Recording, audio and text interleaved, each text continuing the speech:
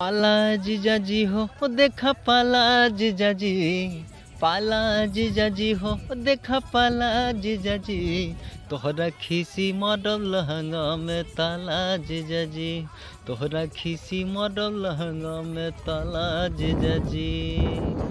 बहुत ही धमाकेदार सॉन्ग है भाई। ये सॉन्ग देखने के बाद जो है ना पूरा फगवा के जो है मज़ा आया देखने में।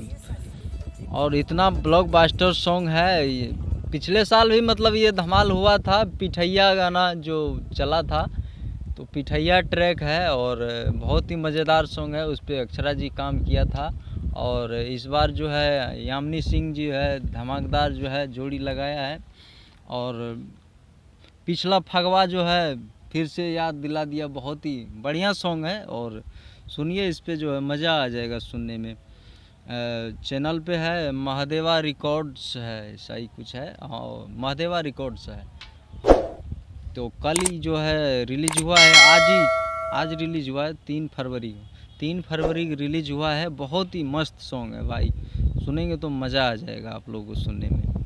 तो जाइए महादेवा रिकॉर्ड्स पे मज़े लीजिए, होली का एंजॉय कीजिए। धन्यवाद आप सब।